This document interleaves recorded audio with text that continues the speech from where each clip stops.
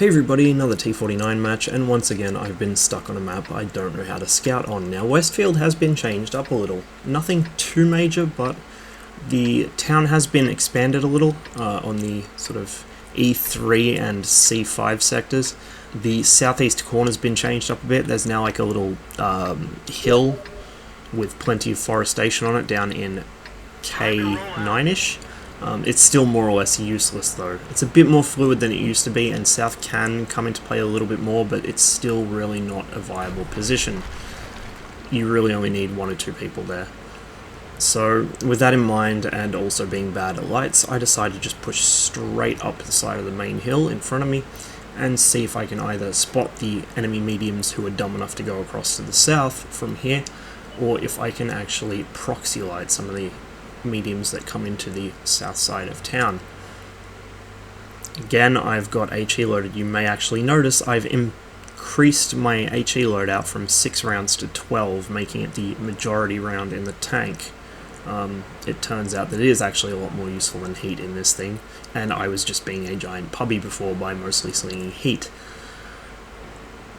Anyway, my little plan is foiled by the arrival of the enemy T-54 lightweight, who I did not see. Unfortunately, I managed to get my shell eaten by his tracks, so I only do 200 and something damage to him, and then a bit of ramming damage as well. I do make a speedy getaway, as my teammates put a couple of shells into him to finish him off for me. But I've lost a pretty significant amount of health, and looking at the minimap, it's not looking real good for our team. The enemy are really heavy up in that northwest corner, and our Leopard and E50 are doing basically nothing useful, which is going to be pretty amusing later. Keep in mind what that E50 was doing just there.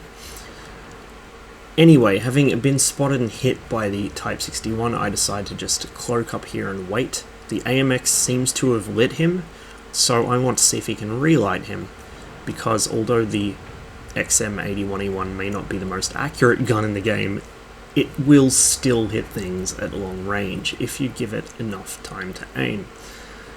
And so as the E50 pulls up behind me, I decide to edge up a little closer.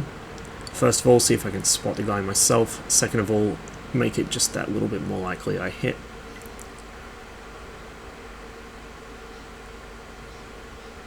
Looking at the minimap, our team has already well and truly lost the northwest. They're falling back in disarray. It's over. There's pretty much no way to recover this match. Even if I play the game of my life, I don't think I'd be able to pull a win from this.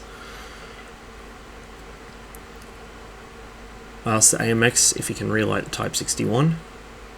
However, that is cancelled when the T-49 gets lit charging at him. And our E50 complains, "Scouts that won't scout. Fucking teams daily." I don't think the scouting is where our team has fallen down. I think the shooting of guns is where our team has fallen down. In fact, if you look at the Postgames, that is indeed our problem. I was the highest damage on the team, and significantly higher than anyone else, including that E50. The Type 61 is lit. He sits still just long enough for me to get a shot off. I can't see the result, but I have a pretty good idea. I hit him. I need him to get relit so I can see what happened, and also see if I can get a second shot, and oh boy, that looked like it really fucked him up. Now, as long as he doesn't run away, I should be able to finish him here. Yep, that's a kill for me. RE50, for somebody who was complaining about light tanks not doing their job, has basically sat in the backfield of the map, driving around uselessly, not firing his gun. I'm not sure what he was planning to achieve, but whatever it was, I don't think he was achieving it. Now, I want to get up the hillside to get away from the 110, then the T-57 spotted on my left, so I turn into the bat chats, hoping to at least take one of them with me. I actually splash both of them. One's hit directly, the other is damaged from the splash. Pretty amusing, but at the end of the day, it's not going to save me. And although I hope to get around the E5 and plant a shot into his back, the enemy T-62 manages to finish me off. Like I said, there was really no hope of pulling that one out, even with the best game I could ever play. Think I'll TK banned next pussy scout that camps, says our barely articulate, possibly living up to his username, E50. Again, check the post-game damage. You will see that he contributed about sweet fuck all to this match, just like the rest of the team. And this is the problem. He was saying, oh, our scouts won't scout, as if that was what caused the loss. No, there was no problem with our scouting. No amount of scouting could have stopped what happened this match. The simple fact of the matter is the bulk of the enemy team, the overwhelming majority of them, including their best players, pushed through the north of the map, the pivotal position on the map you cannot afford to lose, rolled over our pubbies who weren't doing damage because they weren't using their guns and weren't taking good positions, and they just swept through the rest of the map from there. I mean, you can't scout better when you've already lit most of the enemy team. We could see them, we knew what they were doing, we knew where they were coming from, we knew who they were aiming at. It didn't matter because our puppies just didn't shoot back. You could have the best scouting in the world, but if people aren't utilizing it, it doesn't fucking matter. And by the same token, you could have, as many scouts as you want and not have any use for them because, I mean, what am I supposed to do to scout better? I could have potentially spotted a handful of tanks that were scattered around the south, but I wouldn't have been able to spot north any better than we were already doing because our tanks in north were in direct contact with those guys. It's not like they were popping in and out of existence. They were constantly fighting. They had constant direct line of sight, so it's not a scouting issue. And there seems to be this mentality among pubbies. I mean, that E50 statistically is supposed to be quite good, but he didn't show anything resembling skill in this match, or situational awareness, or really an awareness of how the game works. I digress though. He may have been, as I said, living up to his name. But pubbies tend to blame anything unfortunate that happens on bad scouting, especially if they've got a number of light tanks on their team. And particularly if the light tanks are playing more passively. Now, in this case, because I don't know the map and because I don't really see the opportunity to go hog wild on these guys, I was playing very passively. I wasn't spotting much, I wasn't really doing much except occasionally popping damage into the Type 61. Sometimes you can actually do pretty well playing a slow game in a light tank. I've got plenty of examples up, too many to really pull out any specific ones. But pubbies will still blame a team collapse on the light tanks, even when the scouting was fine, or even when it wasn't scouting that was the issue. And I think this is part of why pubbies are so bad at the game. It's just they refuse to actually improve or acknowledge what the actual cause of a loss was, and rather than acknowledge, say that E50, I know I'm picking on this guy now, but he's a really good example. He just floated around the backfield doing nothing.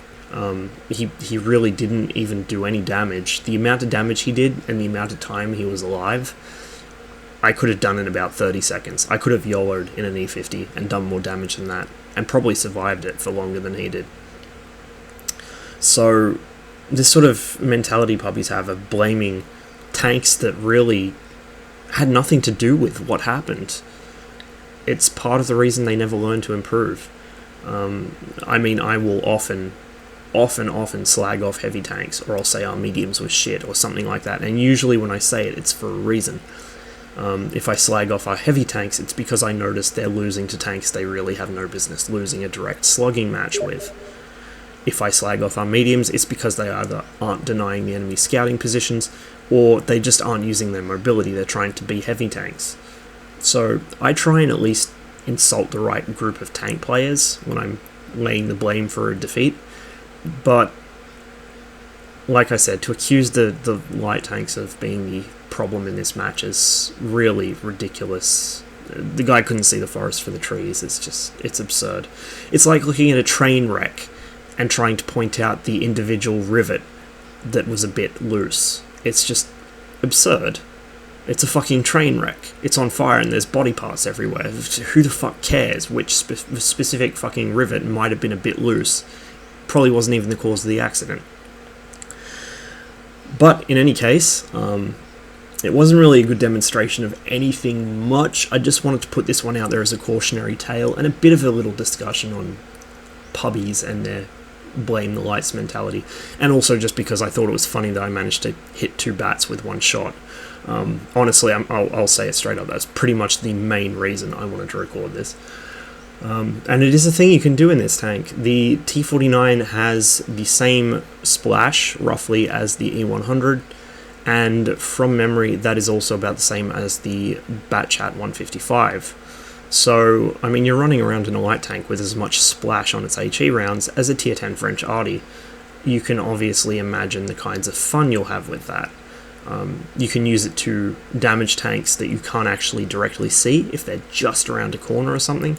You can also use it to damage two tanks that are really, really close to each other, and if they're squishy enough, you may even kill both of them. I've yet to see a Bombardier medal come from a light tank, or even a KV2, but I'm sure plenty of people have done it. I have actually come very close to killing two people in one shot in a KV2. Not so close in this, but I'm working on it. Just another way in which the T49 can be a lot of fun to play, even if it's not the best tank for your stats. Thanks for watching, hope you enjoyed the video. As ever, I'll see you on the next one.